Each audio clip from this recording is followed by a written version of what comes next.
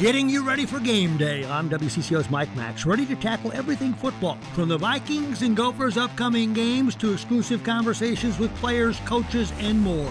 Let's go beyond the headlines with stories you won't get anywhere else. WCCO's kickoff countdown starts right now.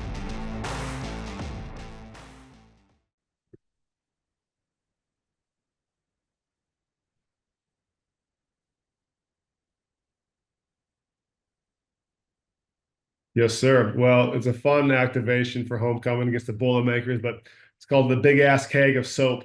And so we're going to be at Stubborn Herbs right there near the stadium. And they got a keg retrofitted with soap and a pump. So you get to pump yourself some Ducan soap. There's showers on site that they brought.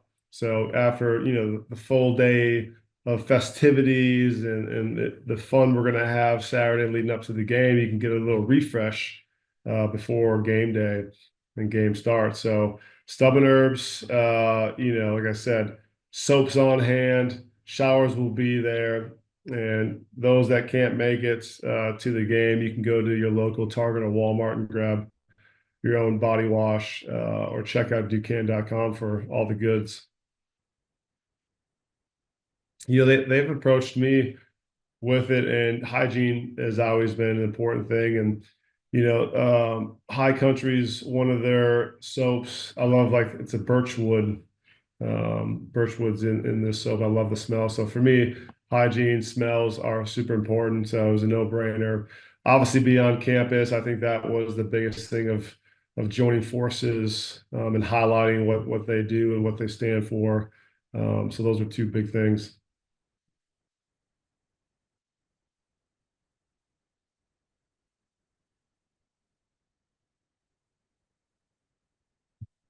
What a different world we're living in college sports. I mean, from conferences, getting bigger to the dollars and the pockets getting bigger. The nice vehicles you see driving around campus now. I mean, I remember getting a moped thinking I was pretty special.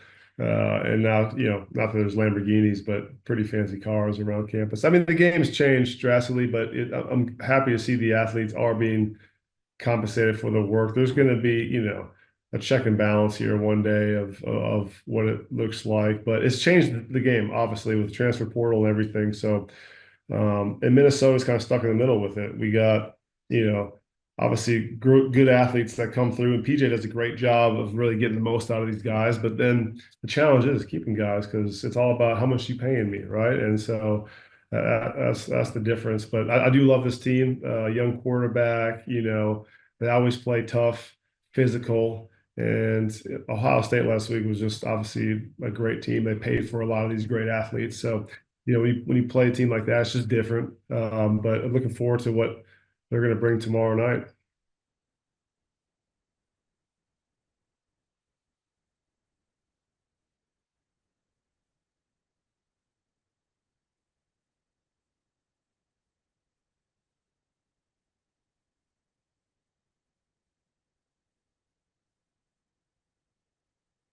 I think college you can. I mean, you're talking about young men who are impressionable. Like, same thing, NFL, you got young guys, but at the end of the day, it's a performance league.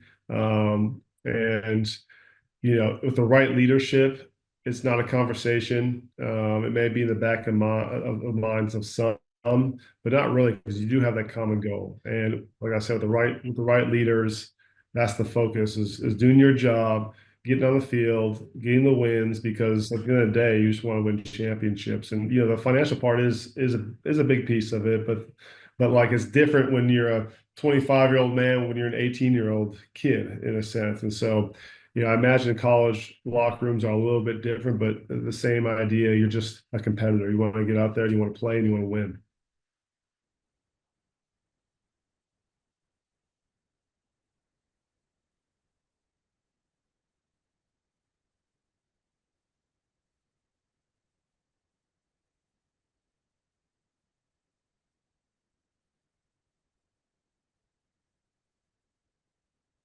Yeah, well, I think just their work ethic, their preparation, how they take care of themselves, what film stuff they do, how they, rally guys together outside of the locker room. And like Peyton was one of the best at that in my experience of when you're on the field, it's work time. He's going to challenge you. He's going to push you or do an extra work outside of, offensive time that we get. But then once you get off the field, it's about camaraderie. It's about, personal relationships. And he was good at building that with a lot of guys on the team, and he knew everyone's names. And that goes a long way for a lot of people. You trust someone like that. You give your all for someone like that.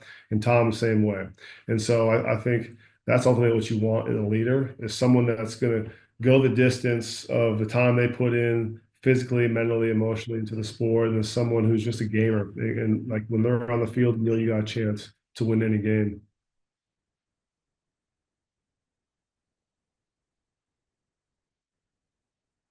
It is. It's awesome.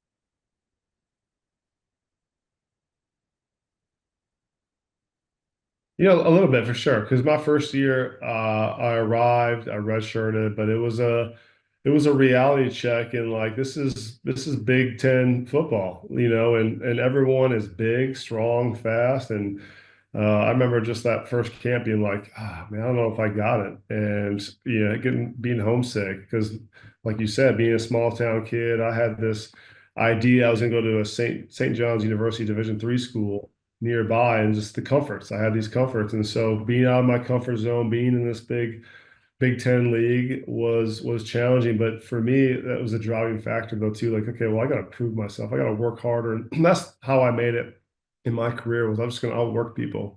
I wasn't more talented physically probably than a lot of these guys, but I was definitely going to outwork them mentally. And so once I kind of caught my stride in the second season, I got more comfortable, and I was like, you know what, I can play. I can play at this level, and then just kept going from there, and got a chance to play baseball, which was a lot of fun because it's different personalities, different coaching styles, and kind of molded how I just like my perspective of sports and how I wanted to attack preparation, how I wanted to attack kind of in-game stuff mentally. So very fortunate to have Coach Mason on a one-day camp I went to offer me a scholarship because it changed the trajectory of my life. Yeah, he wasn't. Now he thought he had me hidden. Yeah,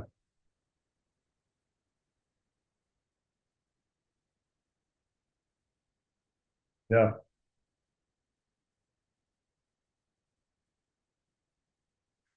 What a special opportunity. Really cool. I would never do it again. But no, it was fun. What I took away was really I miss like team camaraderie of what sports kind of gave me throughout my entire life. Because, I get it in a sense with my own family here and I got friends in town. But like when you're going through like hardships and tough times together, I mean, it's a different bond that you have. And so a lot of the cast members, actually, there's a few that live in Nashville. We've gotten so much closer from doing that show, but just really special to kind of get a small inside view of what our military men and women go through to protect our country, to fight for our country and our freedom. And it's just, man, so much appreciation and respect for what they do. That's your kickoff countdown for the week. Thanks for listening. Don't forget to follow, rate, and share. Join us every Friday wherever you get your podcast to discover what's at stake on game day, from the Vikings to the Gophers and beyond. And make sure to watch the live kickoff countdown Thursday nights at 10:15 on WCCO.